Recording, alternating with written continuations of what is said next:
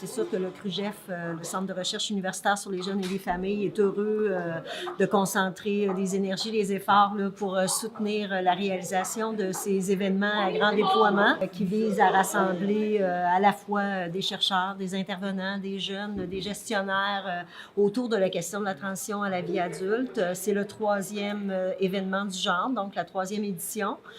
Cette année, on est sur le thème de la diversité. On espère que les gens qui se côtoient au cours de ces 2 journées durant lesquelles a lieu l'événement vont pouvoir apprendre des initiatives prometteuses des uns et des autres et qui sait éventuellement développer des nouvelles collaborations ou innover dans les initiatives qui pourront être proposées toujours pour améliorer la condition de nos jeunes qui transitent à l'âge adulte.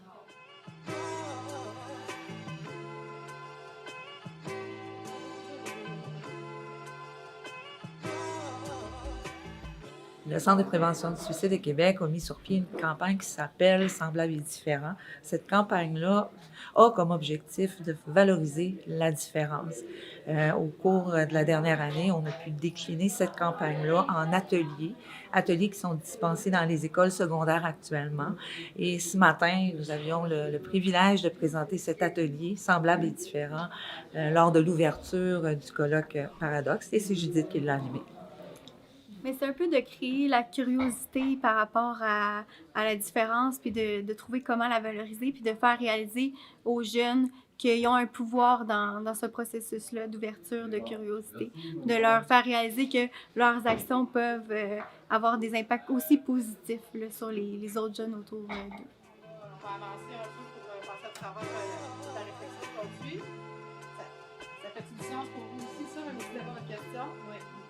Le RAIC, c'est le regroupement de 39 organismes dans la région de Québec qui œuvrent auprès des personnes qui vivent des situations d'itinérance, donc d'instabilité résidentielle, ou qui vivent des difficultés qui y sont associées.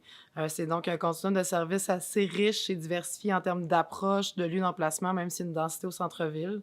Souvent, c'est des réalités qui restent un peu dans les angles morts. Plus un événement va aller chercher une diversité d'acteurs dans l'organisation de son événement, plus on a de chances peut-être de faire valoir et de mettre de l'avant des réalités moins bien connues. Il y a une ambiance très collégiale, je trouve, depuis hier. Puis cette collégialité-là permet justement, je trouve, une rencontre beaucoup plus juste et authentique. Puis ça permet d'avancer un peu plus justement dans la connaissance de l'autre. Chaque jeune veut être unique, mais il ne veut pas être trop différent des autres. Hein? Alors, le passage, l'adolescence, déjà, c'est un passage. C'est là qu'on se découvre, c'est là qu'on développe nos amitiés peut-être qui seront les plus durables. C'est là que nos projets prennent plus forme. Non seulement qu'est-ce que je vais faire dans la vie, mais avec qui je vais faire ma vie. Je veux-tu être seul? Je veux-tu avoir du monde? Je veux-tu avoir une famille, etc. Les jeunes se posent beaucoup de questions.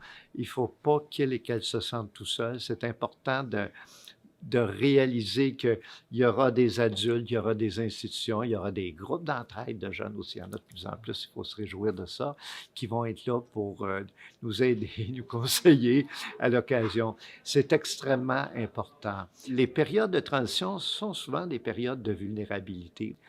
Sont souvent des périodes où on a plus besoin que jamais que nos parents, que nos pères PAIRS, que nos intervenants à l'école ou ailleurs soient à l'écoute, soient empathiques par rapport à ce qu'on vit. On a parlé beaucoup ce matin d'intimidation, par exemple. C'est un gros problème dans les sociétés actuelles. Ça a toujours existé, mais avant, il n'y avait pas le petit téléphone qui te suivait du matin jusqu'au soir et même la nuit. Moi, j'ai mieux aimé, lui, sur l'intimidation. Dans le fond, j'aimais mieux parce qu'il parlait de c'est quoi que les intimidateurs, comment ils ont fait pour les approcher, comment ils ont fait pour que les personnes arrêtent d'intimider. Puis j'ai bien aimé ça, la vidéo qui montrait les personnes, les 3 intimidateurs qui ont pris du soutien pour les aider à arrêter d'intimider. Moi, je dis qu'il y a de l'intimidation partout. En plus, à ce temps, avec la technologie, comme il disait, il y en a tout le temps 24 heures sur 24. Ça sera peut-être pas toi qui va être intimidé ou toi l'intimidateur, mais à chaque place où tu vas être, il y en a. Si je voulais le définir un peu comme Pingus et de parler à propos de la discrimination individuelle, la discrimination institutionnelle et la discrimination structurelle. J'étudie beaucoup le stigma, mais le contexte dans lequel j'aime l'étudier, où je pense que c'est le plus intéressant de l'étudier, c'est dans le contexte de le développement. Et lorsqu'on parle à propos de la transition vers l'âge adulte, ça c'est vraiment une période pendant la vie où la stigmatisation et les conséquences de la stigmatisation, comme la discrimination, ont de plus en plus un impact sur le bien-être de le jeune. C'est une période où les perspectives des pairs sont vraiment importantes pour le développement.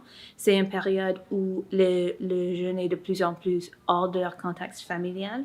Donc, ils rencontrent des personnes qui vont avoir des attitudes différentes, viennent des différentes situations, etc. Et c'est aussi, lorsqu'on est dans ces institutions, l'éducation, les systèmes légaux, les premiers emplois, c'est vraiment là où avec ce contact avec le monde, les jeunes qui viennent des groupes stigmatisés doivent faire face à ce stigma de plus en plus, et aussi les personnes qui ne sont pas partie des groupes stigmatisés vont rencontrer les personnes pour les premières fois qui sont différentes que eux autres et qui vont avoir les conséquences pour leur comportement. Je suis vraiment dans le passage à la vie adulte. Je ne retourne pas chez moi quand j'ai 18 ans, donc je venais vraiment chercher des trucs.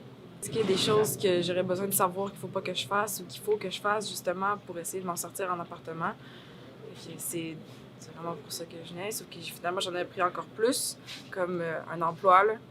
Un emploi, j'ai de la misère à garder un emploi stable. Fait que tantôt j'ai été à une conférence justement de ça, parce qu'il parlait centre emploi jeunesse. Là.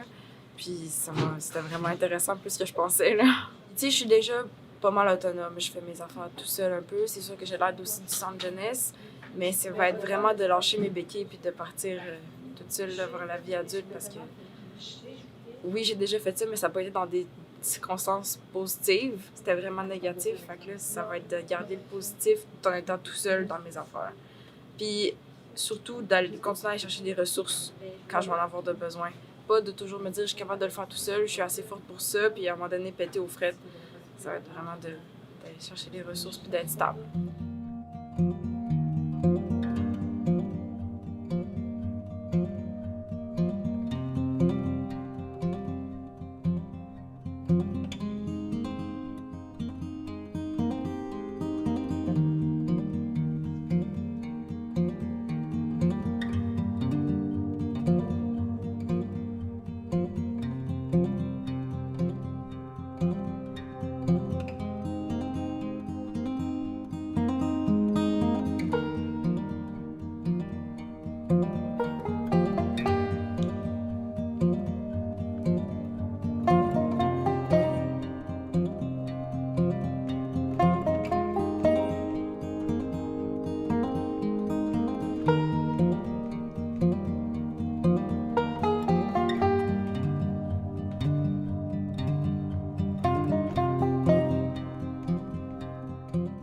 On est tous semblables, tous différents, mais il y a des différences qui passent moins la rampe encore aujourd'hui. Il y a encore des préjugés, il y a encore des tabous.